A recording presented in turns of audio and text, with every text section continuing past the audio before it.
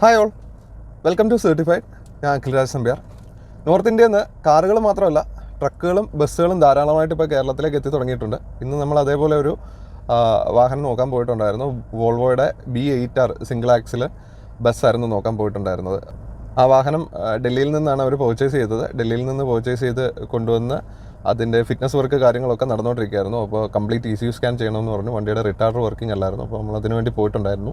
നമ്മളപ്പോൾ ആ bus scan ചെയ്യാൻ ചെന്ന സമയത്ത് അതിൻ്റെ OBD കണക്ടർ, അതായത് നമ്മൾ സ്കാൻ ടൂൾ കുത്താനുള്ള കണക്ടർ ആ സോക്കറ്റിൻ്റെ ഭാഗത്ത് അവൈലബിൾ അല്ല. അപ്പോൾ അതെവിടെയാണ് എന്നുള്ളത് ഫസ്റ്റ് കണ്ടുപിടിക്കേണ്ട ഒരു ചലഞ്ചായിരുന്നു. കാരണം അതിൻ്റെ ഒരു ഏരിയയിലെങ്ങും ഈ സോക്കറ്റ് അവൈലബിൾ അല്ല.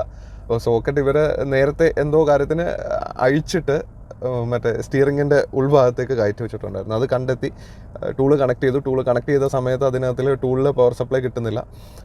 അപ്പോൾ ബാക്കി അത് റിലേറ്റഡ് കാര്യങ്ങൾ നോക്കി, എന്തുകൊണ്ട് അവിടെ പവർ സപ്ലൈ വരുന്നില്ല എന്നുള്ളത് നോക്കി പവർ സപ്ലൈ കറക്റ്റ് ചെയ്ത് ടൂള് നമ്മൾ കണക്ട് ചെയ്ത് കംപ്ലീറ്റ് ECU സ്കാൻ ചെയ്തു.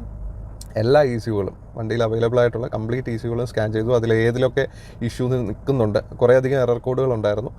അപ്പോൾ ഏതൊക്കെ ECUവിലാണ് അത് നിൽക്കുന്നത്, അതിൻ്റെ ഒരു ഫുള്ളായിട്ടുള്ള റിപ്പോർട്ട് ജനറേറ്റ് ചെയ്തു. എന്തൊക്കെയാണ് റിപ്പയർ വർക്കുകൾ, പോസിബിൾ റിപ്പയർ വർക്കുകൾ എന്നുള്ളൊരു അപ്ഡേറ്റ് കസ്റ്റമർക്ക് കിട്ടി. റിപ്പോർട്ട് അങ്ങനെ തന്നെ നമ്മൾ PDF ആയിട്ട് ഷെയർ ചെയ്ത് കൊടുത്തിട്ടുണ്ട്. അപ്പോൾ മെയിൻ്റനൻസ് ചെയ്യുന്ന സമയത്ത് ഒരുപക്ഷേ ഈ റിപ്പോർട്ട് ഭയങ്കര ഹെൽപ്ഫുൾ ആയിരിക്കും.